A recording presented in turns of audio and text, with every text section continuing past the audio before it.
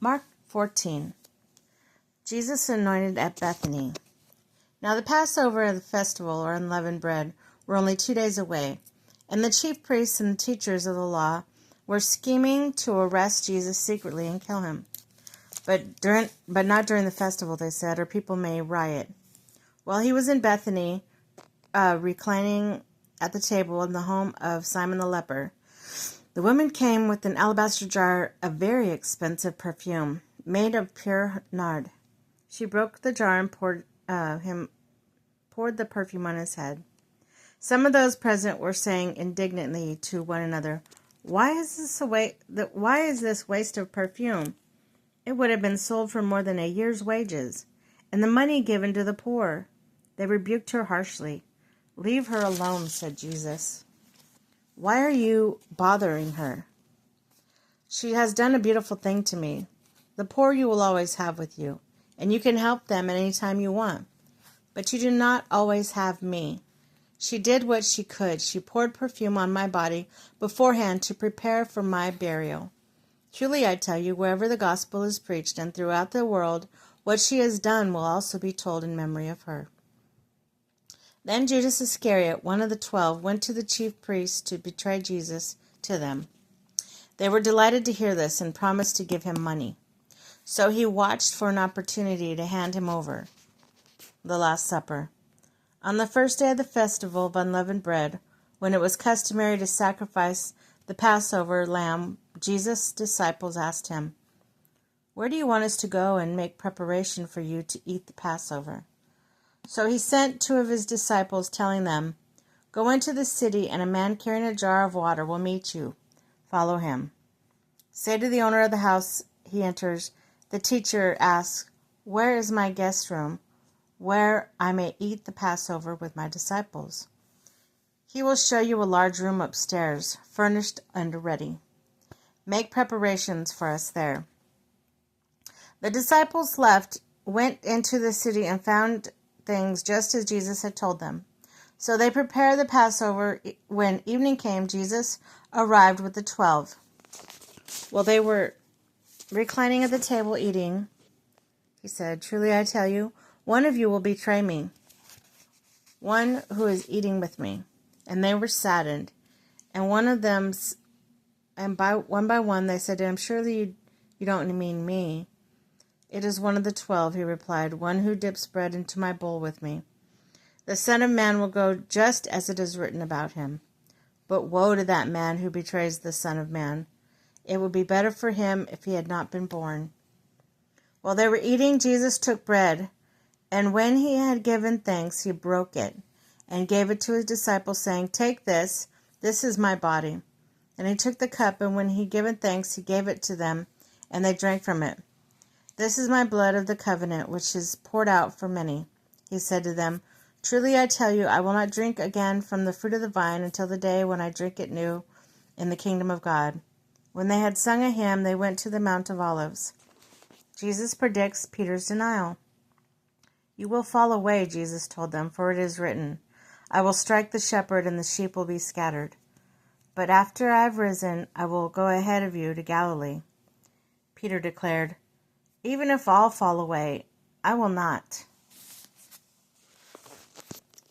"Truly I tell you," Jesus answered, "today, yes, tonight, before the rooster crows twice, you yourself will disown me 3 times. But Peter insisted emphatically, "Even if I have to die with you, I will never disown you." And all the others said the same. Gethsemane. They went to a place called Gethsemane, and Jesus said to his disciples, "Sit here while I pray." He took Peter, James, and John along with him, and he began to be deeply distressed and troubled. "My soul is overwhelmed with the sorrow to the point of death," he said to them. "Stay here and keep watch." Going a little further, he fell to the ground and prayed that, if possible, the hour might pass from him. "Abba, Father," he said, "everything is possible for you. Take this cup from me, yet not what I will, but what you will." Then he turned to his disciples and found them sleeping. "Simon," he said to Peter, "are you asleep? Couldn't you keep watch for 1 hour? Watch and pray so that you will not fall into temptation. The spirit is willing, but the flesh is weak." Once more he went away and prayed the same thing. When he came back again, he found them sleeping, because their eyes were heavy. They did not know what to say to him. Returning a third time, he said to them, "Are you still sleeping and resting? Enough. The hour has come. Look, the Son of Man is delivered into the hands of sinners. Rise, let us go. Here comes my betrayer." Jesus arrested. And just as he was speaking, Judas, one of the 12, appeared. With him was a crowd armed with swords and clubs, sent from the chief priests and teachers of the law and elders. Now the betrayer had arranged a signal with them. "The one I kiss is the man. Arrest him and lead him away under guard." Going at once to Jesus, Judas said, "Rabbi," and kissed him. The men seized Jesus and arrested him. Then one of those standing near drew his sword and struck the servant of the high priest, cutting off his ear.